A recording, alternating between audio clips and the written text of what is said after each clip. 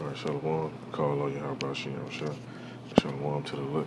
Now, I was at work and I happened to see this video online.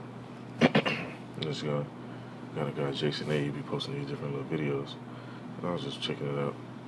As soon as it came on, some precepts popped in my mind. So I'm gonna let this play and I'll just pull the precepts as the video go. Text me and let me know if that asteroid is likely planned on hitting somewhere near First and Lafayette. If so, we need to get right with the Lord. Moving on out of that mysterious close encounter. We're learning more details about last week's. And they laughing about it though, but hey, the scriptures tell you, seek the Lord while he may be found. Don't wait till it's too late. What's that?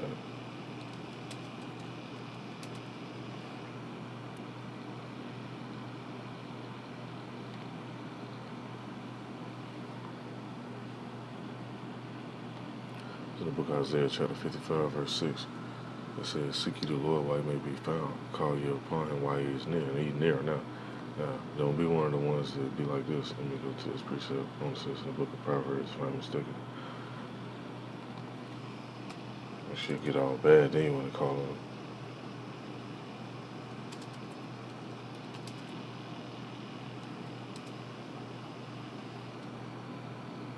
It's in the book of Proverbs, chapter 1.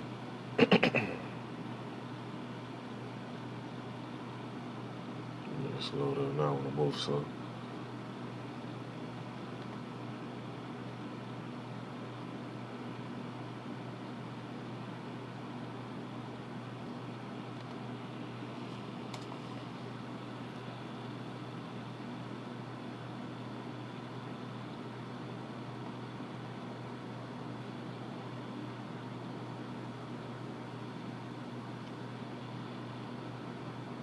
Give me 1 minute. See what's up with this internet. Now the internet went out crazy right now. But anyway.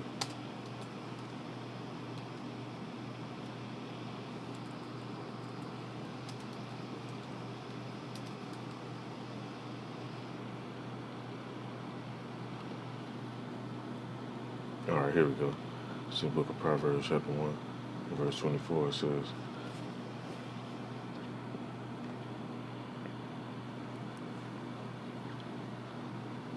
maybe I'm going to start at verse 23. It says, turn you at my reproof. Behold, I will pour out my spirit unto you. I will make known my words unto you. And this how the Most High, whether you like it or not, this how the Most High make his words known to you. Because when you go sit up in them synagogues and them churches and different buildings on Sunday, your so-called leaders or pastors, they not finna break down certain stuff about this. Mainly about the prophecies and what's really going on. Now, yeah, some that go into it, but normally their churches don't stay open too long. Or they water stuff down. They don't really give you the full spectrum of it. But it says, turn you at my reproof. Behold, I will pour out my spirit unto you. I will make known my words unto you. Because I have called and he refused. I have stretched out my hand and no man regarded. And I can count thousands of people I done came across and try to share this information with. And what they do, they look at me like, man, who you supposed to be? You're a person like me. You're a citizen like me, whatever they try to say. But it's cool though, because later on they're going to be looking. They're going to be trying to figure out certain stuff. And it says, but yeah, I've said it not all my counsel, and will none of my reproof. I also will laugh at your calamity. I will mock when your fear cometh. When your fear cometh as desolation, and your destruction cometh as a whirlwind, when distress and anguish cometh upon you. Then shall they call upon me, but I will not answer. And that's how people like to be, man. People always talk about, oh, real shit and being real and all that. But a lot of people, they won't mess with you if you're going through hard times or hard moments. As soon as you up and you got substance and your finances moving a certain way, then you get a few more extra looks and phone calls and shit like that. Hey, and they do this, and it's fucked up. They do the same thing to the Most High. When they fucked up, they, oh God, help me, Lord, please help me. But when they up, the Most High ain't in the front of their mind like that. But says, then shall they call upon me, but I will not answer. They shall seek me early, but they shall not find me. For that they hated knowledge and did not choose the fear of the Lord. They would not of my counsel. They despise all my reproof. Therefore shall they eat of the fruit of their own way and be filled with their own devices. For the turn away of the simple shall slay them, and the prosperity of fools shall destroy them. But whoso hearkeneth unto me shall dwell safely, It shall be quiet from fear of evil. And that's how you want to be. You don't want to dwell safely. You want to get caught up in this shit that's about to pop off. There's stuff moving right now, but it ain't going to be moving this way forever. This mysterious close encounter near the International Space Station. An unidentified object was caught on camera flying past the SpaceX rocket just minutes after liftoff. This morning, a potential close call caught on camera.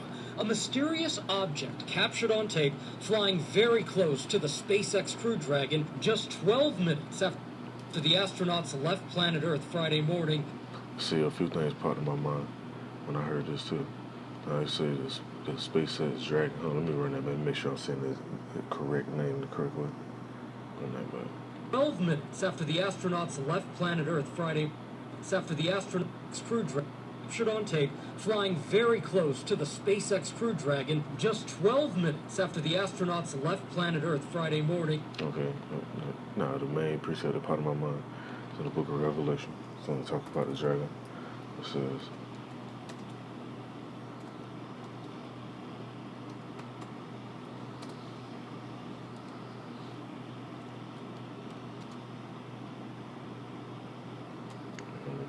type this in the right way.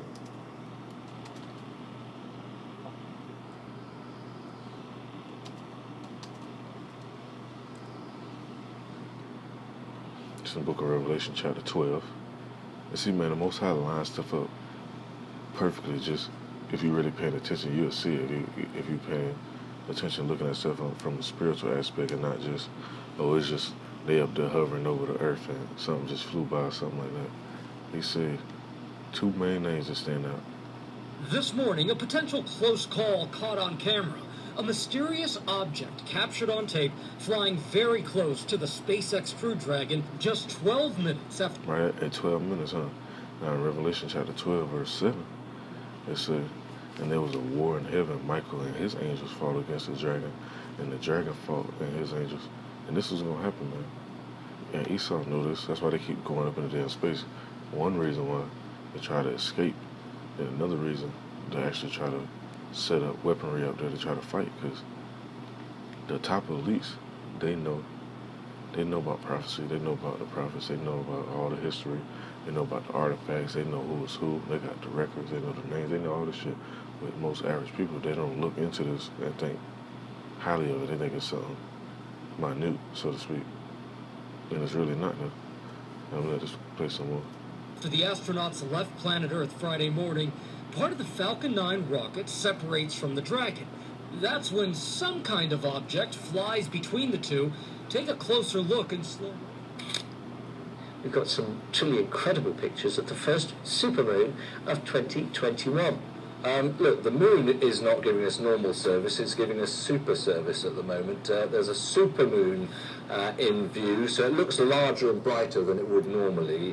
This phenomenon is giving us pictures from all around the world at the moment, so let's just have a look at a few of those. This is a few hours ago. The pink supermoon lit up the skies around the world last night.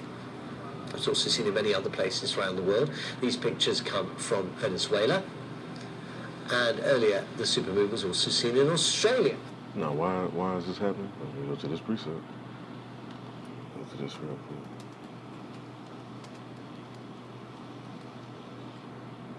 It's in the book of Luke, chapter 21, verse 25. It says, and there shall be signs in the sun, and in the moon, and in the stars, and upon the earth, the distress of nations. Which you see that all over the place, all type of shit going on. Riots and uprising. People getting into it with the police, killing us left and right. A lot of people not even regarding the law anyway, still becoming more lawless. It says, with perplexity, the sea and the waves roaring. You got a lot of stuff going on in the oceans, earthquakes, volcanoes going off. All this stuff in the scriptures, man. Ain't no other book but none of that stuff breaking this type of information down that was written years ago. It was huge. Did you see it? It was like casting shadows, wasn't it? I thought someone put a new lamppost outside. I thought someone was shining a torch. It was so bright. And they're talking about this is from the Mirror about a pink supermoon will grace the skies tonight. And that's this night rather than last night. But is there anything we can do now to protect our planet? Well, actually there is. An asteroid will hit Earth again someday, so this week's NASA's Planetary Defense Coordination Office, yes, there is such a thing, will conduct a tabletop exercise of how they will handle an approaching asteroid. Today, an asteroid will be, quote-unquote, discovered with a potential October impact. Each day this week, additional information will be determined and decisions made. It will be a true simulation of a real-time potential asteroid impact scenario, Rhonda. And see, this is a ploy. Now, if you really want to go into it, let me go to this precept for a second, Ezra's. They ain't really worrying about no fucking asteroids. The Most High got it set up to where stuff like that really not gonna come hit the earth. What they really worrying about is when Yahweh Shah come back with them angels. That's what they really worrying about. Let me pull this precept real quick.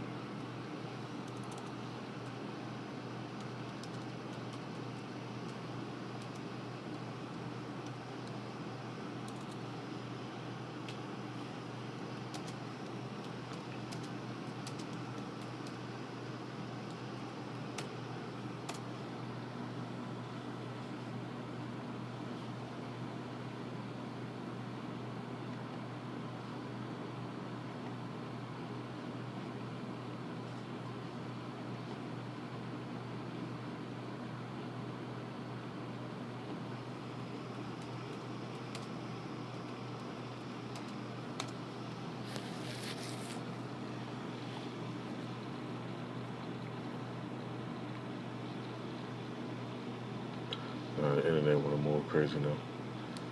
Any other time I was looking up other stuff, it was just moving at rapid speed, and I didn't want to trip out. But give me a minute to do what it's gonna do.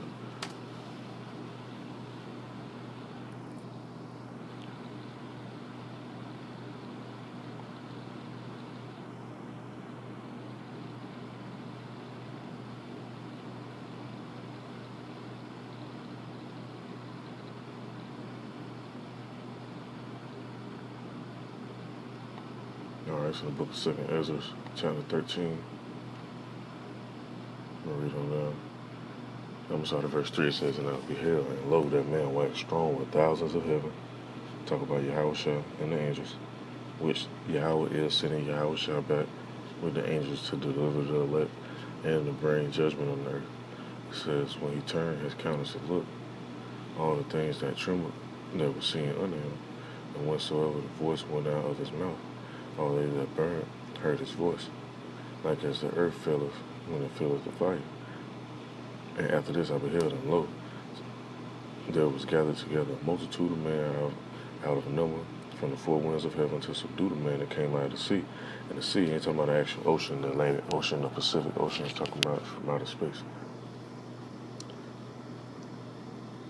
That's why they had the terminology cosmic waves. So that's why it's saying come out of the sea. It says, but I beheld, and lo, he graved himself a great mountain, and flew upon it. But I would have seen a region or place whereout the hill was graven, and I could not. After this I beheld, and lo, all they which were gathered together to subdue him were so afraid, and yet durst fight. And lo, as they saw the violence of the multitude that came, they neither lifted up his hand, nor held sword, nor any instrument of war. This what they really preparing for. They ain't worried about no fucking asteroid. Asteroids been buzzing past the earth damn near every other month, and they ain't been trying to shoot it down. Let's see. The Vatican, all these different little top level Edomites, they know what's up. They had us, the archaeologists go dig up the artifacts and see prophetic scrolls and all that different stuff to know it's legit. So what they trying to do, prepare themselves. They think they can throw it off or do something to deter it, but that ain't finna work though. This is crazy. Yeah, it's crazy. This high likelihood of an asteroid hitting Earth. I mean, can we pull an Armageddon and save ourselves?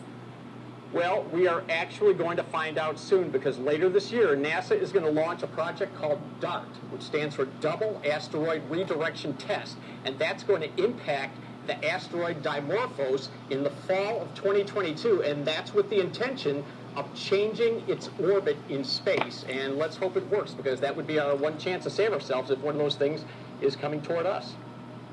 Wow. How? Did you understand all that? Of course.